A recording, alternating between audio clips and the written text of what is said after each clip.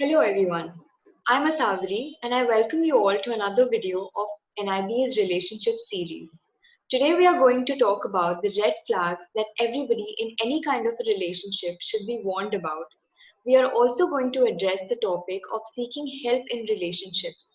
So we have Dr. Kshipra Moghe with us. Thank you ma'am for taking out time for us. Uh, Most welcome and thank you for inviting me once again. So relationships can be complicated, so it makes sense that some things should be ignored, but some quirks are such bright red flags that they Hmm. simply must be acknowledged. So that Hmm. leads to my first question, ma'am. What are the classic signs we should be warned about? Um, so for relationship, I always say that there are certain basic things on which any relationship is based on. Now, considering in this scenario that we are talking about personal relationships, as in romantic relationships, there are certain things which are absolutely they cannot be let's say adjusted with. Like for example, trust, um, mutual respect for one another, and an open dialogue between the partners. Giving individual space, listening to the other person, all of this comes into these three primary characteristics. So it's necessary that first of all this is established. But that even when these things are already established in a relationship, there is a possibility that sometimes it goes in a different direction, and then we need to be on, let's say, on the watch for whether this is something which is okay, or I need to just go with it, or it is something that I need to, let's say, call it a red flag or a warning sign, right? So changes do not happen all of a sudden most of the times in relationships. It depends on the usually how much time we have already spent with our partner. But there are certain simple things which are very easily identifiable, like for example, simple changes in body language, simple changes in the tone, simple changes in the voice modulation, changes in language, changes in patterns of language. So the more we can observe these things, the better it is. So these are very small little changes, but these go a long way in identifying that whether it is a change which is happening because of a particular thing that has happened in my partner's life, or it is happening with me only, right? So these kind of changes which are very physical in nature can be immediately identified. Changes which are happening at the thought level, or probably internally, if the partner is undergoing a change, it might take a little bit more time to uh, identify that this is a warning sign or this is a red flag. But behavioral changes like these can be easily tapped, right? So like I said, body language could be, the person may seem very disinterested, the person may not look in the eye while talking, the person may generally be on his own, I'm talking about the partner. So this can be observed. There could be changes in the kind of voice that is used. Either it is going to be very dull, or it could be always the volume is very high, or the voice is not very confident, or it's not very, something that gives a lot of warmth. So there is a lot of tension in the voice, right? This can be noticed. Language is a very essential thing when it comes to a relationship. It's very, very important, but it's also very difficult for us to identify which language is right and which is wrong, because then if two friends are in a relationship, in a personal relationship or a romantic relationship, then because it has built upon friendship, it's very difficult to identify whether it's just coming as a friendly comment, or it is something that has led to a warning sign or becoming a red flag, right? So language has to be watched out for. That is something that maybe can be considered as a red flag. uh, Another important point is that when a partner tries to say something, and if there is a lot of invalidation that is happening from the other one side, like if I say that let's try to do this today, let's try to cook this today because it's going to be nice, and the other partner says, "No, I don't know, this always we always do this, and it's you always do this, and pata nahi, I'm in a different mood," right? So whatever I say, this is just a simple example of cooking. It could be about doing chores in the house, it could be meeting somebody, it could be going on a date if the people are not married or not staying together. It could be taking a simple decision like going for movies, maybe. So let's go for this movie you love, maybe Avengers or something, and then the other person who's not interested, or probably is showing red flags, this could be another red flag, that invalidating things again and again. While invalidating always happens in relationships, but the frequency and intensity of all of this has to be identified.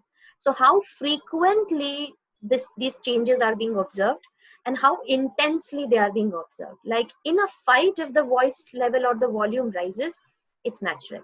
But generally speaking, if the volume level is, it's just changed, or the voice modulation is changed, or the language has undergone a change, then it is intensified, right?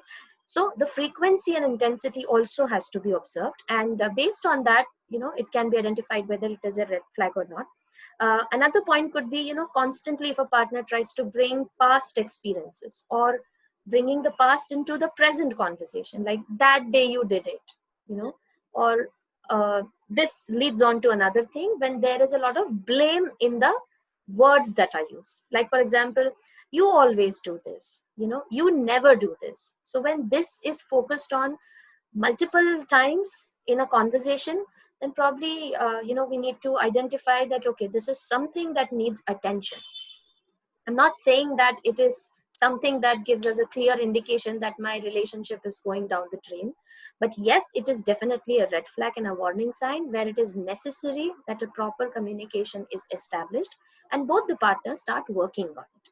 So these are the simple warning signs which people can use. So, ma'am, amongst the things that you mentioned in the previous question, can over compromising be a warning? Like, where do we draw the line for compromising? Okay. Uh, so compromising, is something that is an inevitable part of a relationship, first and foremost. But I personally feel that compromising is not given due credit in any relationship. Like whenever we talk about relationship, it's always seen as a very negative aspect of relationship. That, oh my God, I'm in a relationship, I have to compromise. I would say that instead of calling it, or instead of taking it with a pinch of salt, I would say that if we accept that some kind of adjustments I would make, but I also would obviously expect the other person to make some adjustments. So it's like a mutual thing. That is the first thing. Once this is established that, okay, I will make these adjustments or modifications. So instead of, let's say, calling compromising, I would call them simple modifications, which are mutually understood. It's necessary that compromising is done, yes, but then what is over compromising? So over compromising would be similar to what I started with. Three important things: compromising at the cost of your self-respect, compromising at the cost of having your say. So when you're not heard and the other person is, let's say, always very reluctant to hear you out, or the partner is always, trying to prove his point or say things and not a very open listener, I don't think that is something that should be compromised with. It's over compromising then. In some situations, or let's say most of the times, there are patterns in a relationship where one person speaks more and the other person doesn't speak that much, which is okay. But if it starts affecting the basic trust, or hello, am I audible? Ma'am, your video is stuck. You're audible. Okay, so should I continue? I guess. Yeah, Okay. yeah. Now the video is fine. Yeah. So I was saying that if, let's say, the compromising is at the cost of your personal, let's say, your self-respect, the trust in the relationship, and the effect on the overall communication, then that is over compromising. So while compromising is an inevitable part of the relationship, we need to establish how much am I ready to do that, and at the same time, am I the only one who is doing that? Now, when I say that, am I the only one who is doing that, it might lead to a lot of competition between partners also, that how much you compromise and how much I compromise. So it's not a competition, it's a teamwork. Okay. So any relationship works on this common idea that we are a team.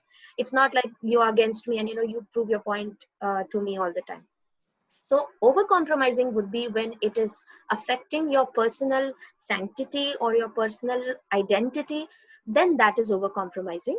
But otherwise, it's inevitable. And I think both the partners should establish that as a ground rule, how much are they willing to put in the relationship, and then that becomes easy. Yeah, yeah. So, ma'am, I may be wrong about this, but then I feel it is normal to be insecure up to a limit. But Hmm. then that's the case. Like, how do we know? How do we differentiate between basic insecurity and constant reassurance? uh, Insecurity is again something that happens in relationships, uh, and trust me, insecurity is not just in personal relationships or romantic relationships, it's in all relationships. For example, a mother son relationship, the mother could feel very insecure when the son grows up and he is on his own, especially when the son finds a suitable partner. Then the mother may feel insecure. Similarly, fathers are extremely insecure about their daughters and their relationship. So it happens everywhere. Insecurity about being, and the insecurity is never about the relationship, by the way. It's not about whether my relationship is secure or not. It's always about, this insecurity is about my role in the relationship. Okay, so is my role the same? Is it as important as it used to be, or has it changed?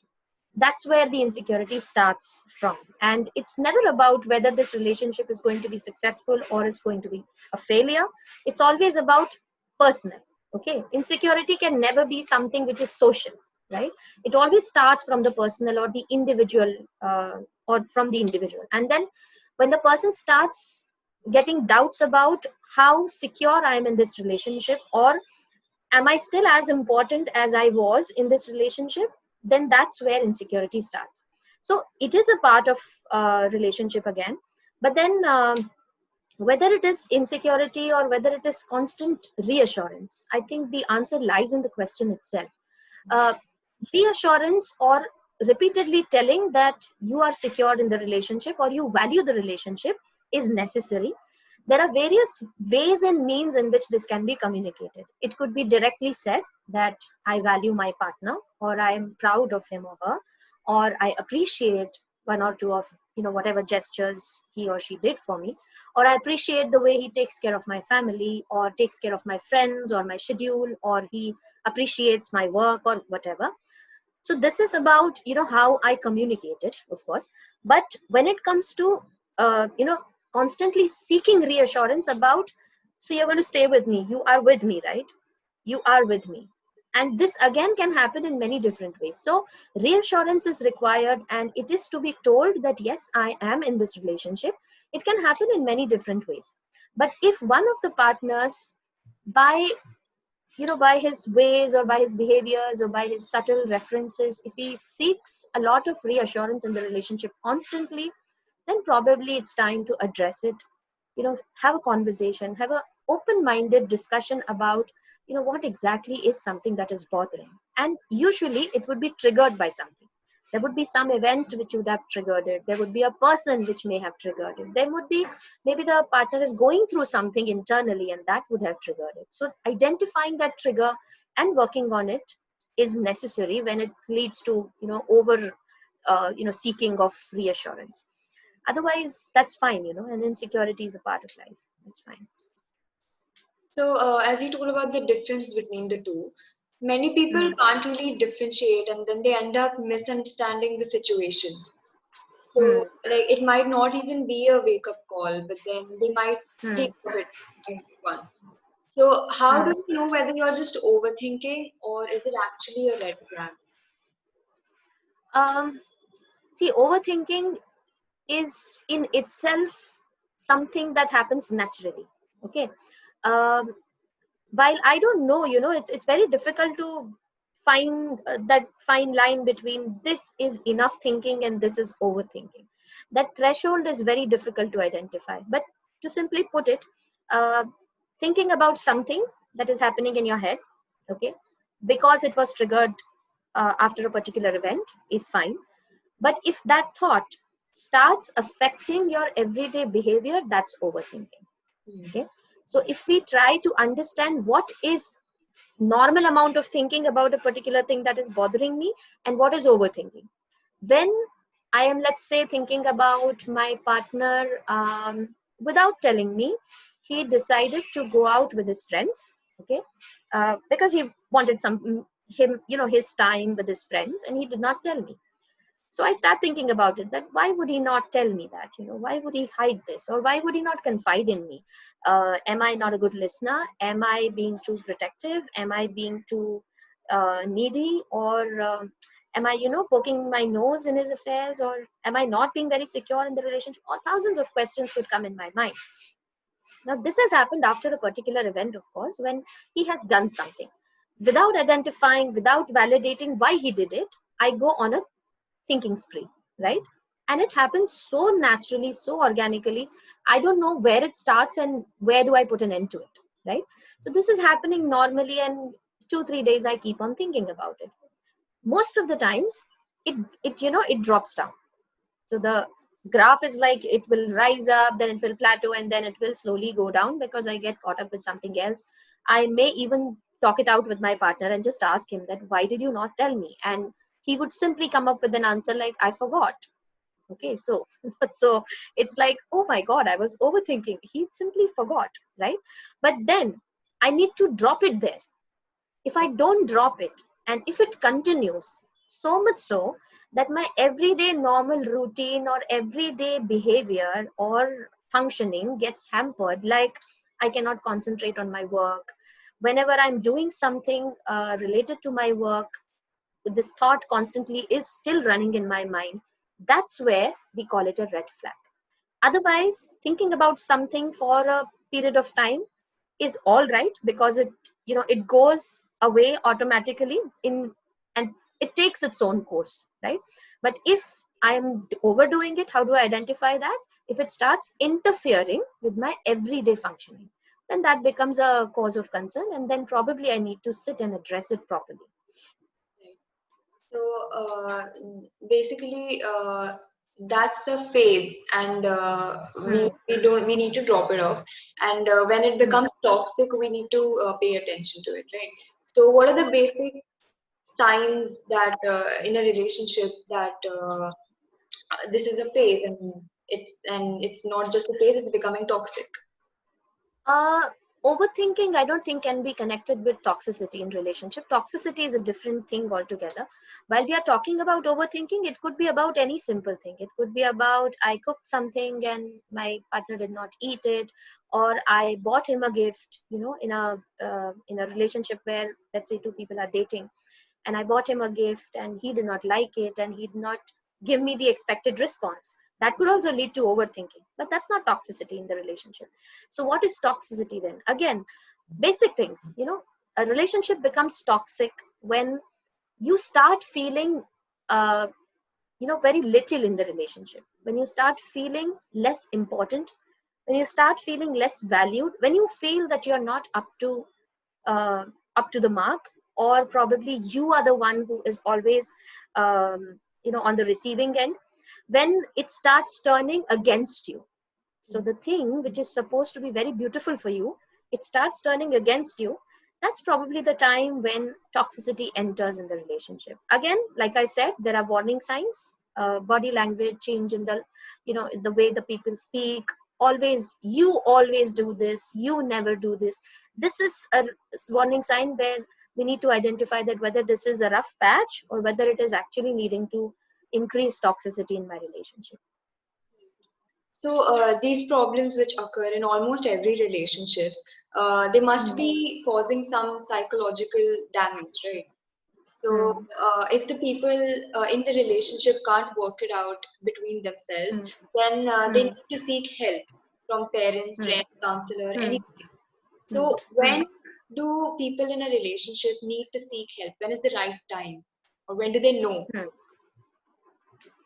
Um, I would say that, like you said, in every relationship, it leads to some psychological damage. I have another way of looking at it. I would say that whenever there is a psychological damage, there is always some relationship involved. Always. Okay. So even when people are not, let's say, into a relationship, by relationship I mean, I'm not seeing anybody right now, but I still am going through, let's say, depressive symptoms, or I am having a lot of nervousness and anxiety in my life, or I'm going through a particularly psychologically difficult period in my life. There would be some amount of influence of some relationship or the other. The reason being very simple. We are human beings, we are social animals, we are surrounded by relationships, we grow amongst relationships, we cannot get away from them. Okay, so as much as we want to, we really cannot escape that fact. And so that is why it is essential to understand that any kind of relationship and psychological damage will go hand in hand. Similarly, any kind of relationship and your psychological upliftment also goes hand in hand. It all depends on how much mutual understanding there is between two people. Now, while this sounds like a very textbook answer, mutual understanding, show love and respect, trust each other, or these, the internet is full of all of these things. But then how do I identify? I know that my partner trusts me. That's why I probably, started dating him. I knew that he respected me. That's why I started dating him. But then it doesn't seem like that. So should I seek help? Should I talk to somebody or not?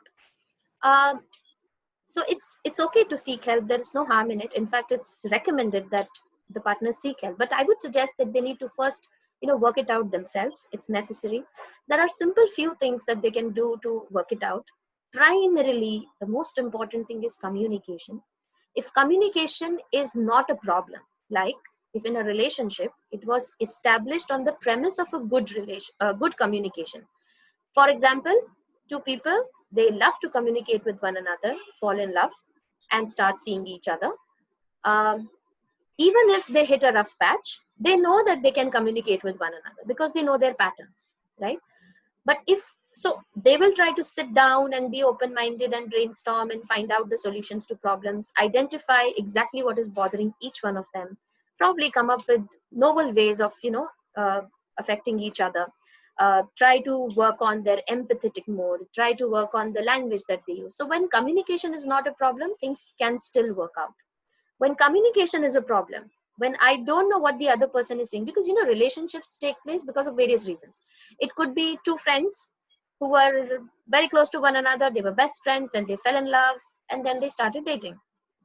So when that happens, I already know what this person is like, right? So there is no I don't have to spend time knowing him anymore. Now I just have to build upon the love part of the relationship, right? But when it comes to people falling in love and the friendship part is yet to be established, then there first they need to work on a communication pattern. If they themselves cannot do it, if they don't know how to do it, there is no harm in seeking for help. There is no harm in reaching out to a counselor. Reaching out to a counselor, it has to be understood, and not just for relationships. I'm talking about, generally speaking, seeking out a counselor or a therapist or a psychologist. uh, like, this is a general rule which I really want people to understand, that seeking out to any of these mental health professional does not mean that you have a problem that you cannot solve. You may be ready with your solutions also, but if you go and talk to a third person who is not you or the partner with whom you have an issue, you get a third person's approach. You get a listening ear. So, leading on to the same thing, why do I not talk to my friends then? Because they would listen to me. That's what friends are for. Why do I not rely on my family? Because that, they're supposed to support me always, and that's the biggest support system I have, especially in India. And why do I go to a counselor who is a stranger altogether and talk about my entire life history, right? And share all the insecurities. So, 2, 3 reasons for this. One, when you go to your friends, it's correct and it's absolutely okay to reach out to a family member, to a friend, to express and to share all these things. But it's necessary to choose these people wisely. It's absolutely necessary to share your concerns with the right person. What is the right person then? Who is the right friend? Someone who will listen to you. 2, someone who will not judge you. 3, someone who is not going to jump to, oh, why don't you try this? Why don't you do this? Right? So what we get from friends and family is usually quick tips or quick fix ideas. Have you tried this? Or ये सब तो चलता ही रहता है, relationships are meant for that. Okay? So I'm not getting a direction from there. I'm just getting another reassurance that relationships are like that. So just, just go with it. Okay? While this is okay, but it doesn't work when there is a particularly rough patch, or if there is a toxicity in relationship, or if the partners are finding it too difficult to communicate with one another. This kind of support may not work. So what does a professional does? A professional, because he's a third person, he has nothing personal for you. Okay. While friends and family would have a personal bias, like for example, if I have a problem with my partner and if I share it with my friend is going to understand my perspective much better than my partner's, isn't it? There would always be this amount of bias. There will always be a bias when we go to a family or friend, which works, but it doesn't help us deal with the situation in the long run. So temporarily it might be helpful, but it's not going to show me the way to move forward or probably to deal with it in the long run, or let's say work on my relationships for the betterment. When it comes to a professional, if you reach out to a professional, because let's say if someone comes to me, I don't know them personally, I don't have any reason to be biased towards them, right? It's my job. I am, I have to abide by the principles of counseling. And if you reach out to a good counselor, it's necessary that you reach out to a good counselor also. That's absolutely essential, because a lot of people with certificates and just random diploma courses or distance learning courses, or well, talking about this, unfortunately mental health is something which is not taken very seriously in our country, and everyone thinks that oh well, they can talk well, they can listen well, so they can be counselors. It's sad, but it's true. And that's why when people reach out to these people who have probably not have got enough experience, or do not have enough skill, because maybe because of their limitation, or because they have not yet have that much experience, whatever the reason, if they reach out, they are going to cause more damage to the relationship. So it's necessary to reach out to the right professional. And when you reach out to the right professional, the professional is going to hear you out from a third person's approach, not take sides for each of any of these partners. I'm going to hear both of them together, and then I'm going to give my view. I'm not going to give solutions, I'm going to help them come up with solutions. So there is a standard method which is followed when you go to a professional. When you go to a friend or a family, there is no standard method, but there is a standard advice, which advice is same for you, same for anyone, same for like anyone who is facing this amount of problem and this amount of problem, right? So that's the difference between reaching out to a friend or reaching out to a professional. Right. So I'm sure that must be helpful for a lot. And so this brings me to the end of our discussion. Thank you, ma'am, for giving us your time. I'm sure this video Yeah, helps a lot of the viewers. So everyone watching out there, if you have any questions or concerns, please feel free to contact us. And thank you so much for watching. Thank you, ma'am. thank you very much, Asawari, for taking this interview. All the viewers, I would also like to say that I know it's very difficult to cover a lot of things in one video, because there are a lot of things which are interconnected and we cannot cover all of them. So if you have any questions, if you want to reach out, you can reach out me through NIB, or you can reach out to me directly. You can ask me questions on Instagram, I'm there. You can reach out through NIB, and I'm sure that they will get back to me. And thank you very much for inviting me. Thanks a lot. Thank you, ma'am.